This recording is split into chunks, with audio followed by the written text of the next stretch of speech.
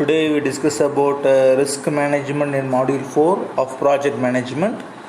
So the risk management consists of various topics related to current status, risk management planning, risk identification, risk analysis, risk response, implement risk resource plan, risk monitoring and control, update project management plan.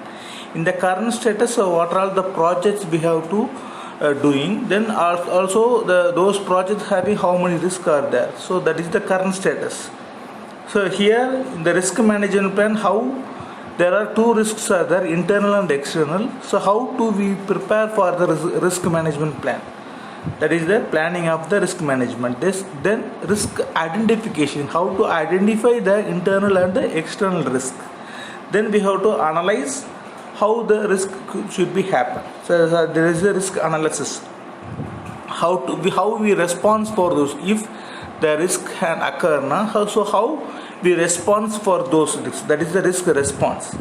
Implement the risk response plan. So how we responding for the occurred risks. So that is the implement of the risk resource plan. Then risk monitoring and control. How to control and how to monitor the risk. That is the risk control, monitoring and control. Then we have to, after completing all the process, we have to update the project management plan if necessary. That is the risk management. Next one, project risk management overview. So here, uniformity in project risk activities, tools and techniques, data requirement and guidance. So first one is uniformity in project risk activities. So we can use the various projects in the company. They are developing various projects, but we have to give the uniformity for all the projects for developing the projects related to the company. So various tools and techniques are using for the project development. Those also we have to commonly can use for the tools and techniques for the project development. Then we have to collect the data. First step is in the SDLC. We have to requirement analysis. We have to get the data for the process. Next we have to give the guidance for the project team members how to do the project. That is the risk management overview. Next one is benefits of the risk management. First one is recognizing the uncertainty, produce better business outcomes, creative thinking, creates opportunity and contributes to the project success. These are all the benefits of the risk management. First one is recognize the uncertainty. If the value is the uncertainty, we have to recognize the uncertainty, then we have to evolve those uncertainty. That is the benefits. Then produce the better business outcomes. So through the business outcomes, through the project development, we have to, so the main thing of the project management is the outcome one. So related to the outcome, we have to create the business producing. That's why. That is the second benefit. Next one is creative thinking. So creative thinking, we have to create or we have to involving the innovative idea to create the project. That is the benefits of the project management. And we have to create the opportunity for those who are searching the values or searching the jobs. So creating the opportunity for the non-workers. That is the use of the benefits of the project management. And contribution through the project success. That is the main aim for the project development. Next one is how to plan those informations. So determine the level of the risk, incorporate the risk management activities in the project schedule, then make risk management and agenda in every meeting, communicate the importance to the entire team. So first one is we have to determine which level of the risk we have to getting. So that is the level of the risk. So both internal and external. So which level of the risk we have to handle. So that is the we have to determine first one. Then the project schedule. So what are the project schedule should be involved in the management activities. So all the management activities involving the project schedule. Then in every meeting we have to make the risk management as an agenda for every meeting, every company meeting. So that is the one. How to plan, how to face the risks. So then communicate the importance to the entire meeting. Yes, if the risk is now how to face the risk. So internal, both internal and external. Next topic, risk identification. It consists of planning, scoping, design plans, and construction. How to plan the risk, how to identify the risk, because anyway the risk should be occur. So we have to plan how to retrieve the risk, how to planning the risk. Next one is scoping. So how to develop the scope, how to revolve the risks, that is the scoping. Then design and plans. We have to design and plans for those risks occurred, both internal and external. Then construction of the project through the risk. So these are all the factors to identify the risk identification. Next one is risk register. This is the important topic related to risk. Risk register is the tool in the risk management and project management used to identify the risk, whether it is a internal or external risk. So which risk should be occurred in the project.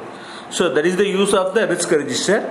So it consists of the informations related to the risk. For example, the risk register consists of the ID, date raised of the risk, then risk description and impact of the risk, then so owner of the risk, who is creator of the risk. So that is, these are all the informations related to the risk register. Through the risk register, the company will evolve the risk, this internal or external, to solve those risks also. This is the main topic and main informations related to the risk register. Next one is qualitative and quantitative risk assessment. There are two risks are there. Qualitative measures also there, quantitative measures also there. So qualitative is the priorities that identify the project risk using predefined rating scale. So it's a predefined information related to the project now, so it should be identified by the qualitative. Quantitative is further analysis to the highest priority of the risk. So that is the quantitative. There are some differences are there between the qualitative and quantitative. First one is qualitative, then quantitative. Related to performed on. In qualitative, we have to perform for all the projects. Here risk prioritized related to quantitative.